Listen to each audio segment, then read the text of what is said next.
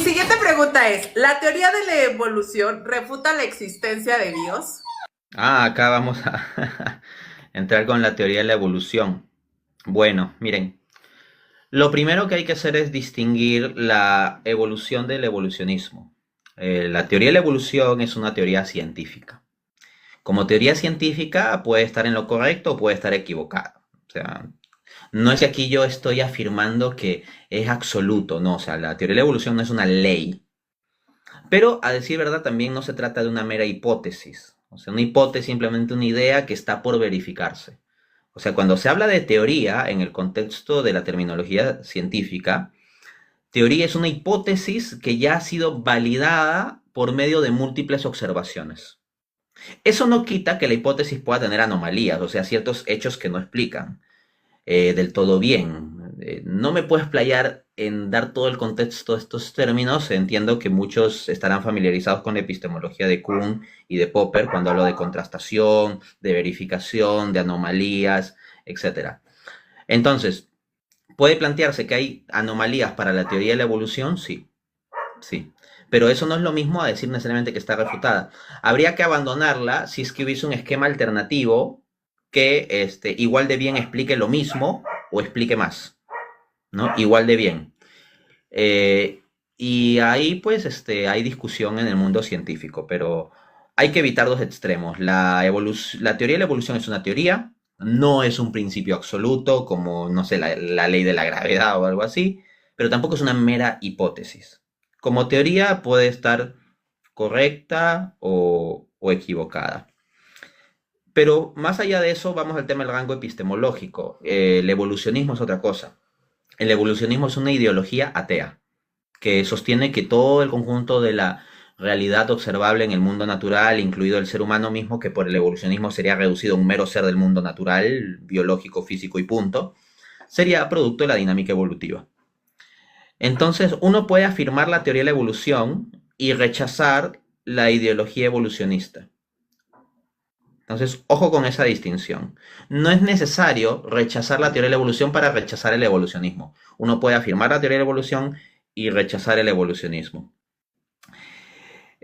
Personalmente, no es que yo esté aferrado a que la teoría de la evolución sea verdad. Sé que es un asunto de discusión. Eh, Considero que con la evidencia científica que se tiene actualmente dentro de la información de la que se dispone, es una teoría en general plausible y que en general funciona, pero tiene también sus huecos, como muchas teorías. Pero eso no necesariamente significa que sea descartada del todo. O sea, hay la opción de que sea descartada del todo y hay un esquema diferente que logre explicar las cosas, o que sea perfeccionada y ajustada y logre explicar las anomalías, pero con un ajuste, con una teoría 2.0. Por si acaso, no solo está la teoría de la evolución de Darwin, o sea, hay las visiones neodarwinianas, o también la teoría general de la evolución condicionada de la vida, que son otros esquemas de ver a la teoría de la evolución en el mundo científico. Entonces, hay incluso discusiones sobre cómo entender la teoría de la evolución.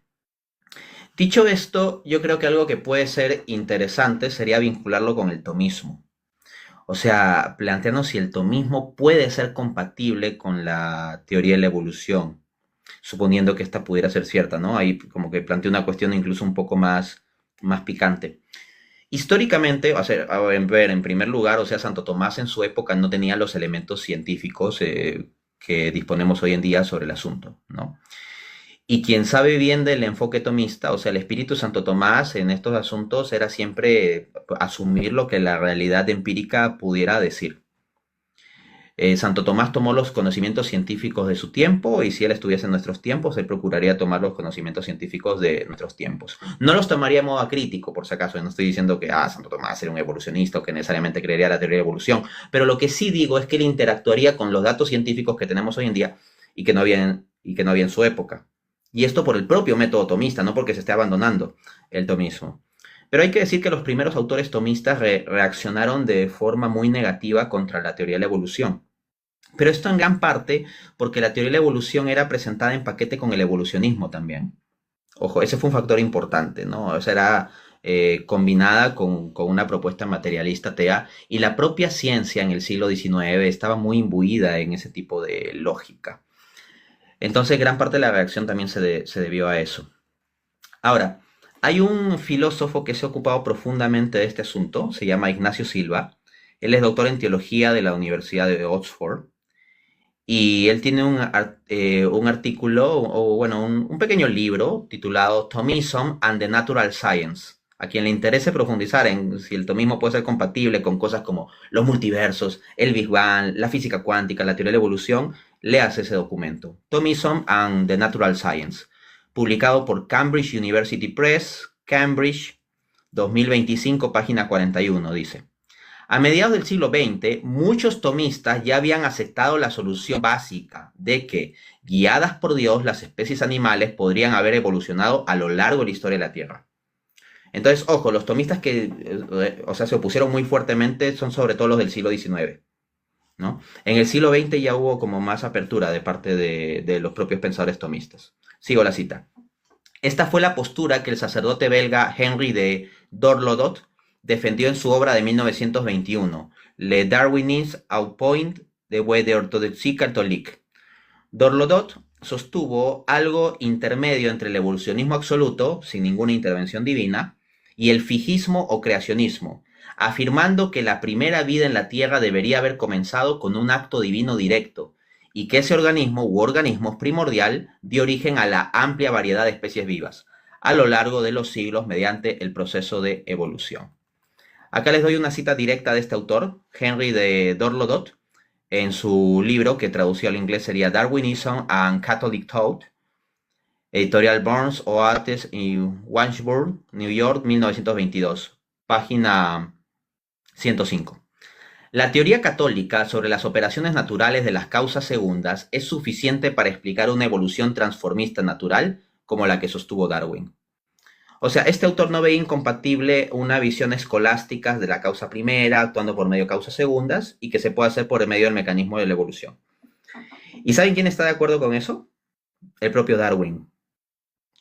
Charles Darwin, en la sexta edición de su famosa obra El origen de las especies, London, 1872, capítulo 15, dice lo siguiente. Hay grandeza en esta concepción de que la vida con sus diferentes facultades fue originariamente alentada por el Creador en unas pocas formas o en una sola. O sea, lo primigenio de lo cual se desarrollaría todo lo demás sería puesto por el Creador y alentado por el Creador. Entonces lo que dice este pensador tomista Henry de Dorlodot es muy similar a lo que dice el propio Darwin. Luego nos dice Ignacio Silva, en una conferencia que dio hace no mucho, se titula La filosofía frente a la evolución, 160 años de evolución. Conferencia en la Universidad Navarra, Pamplona, 20 de junio de 2025. Cito.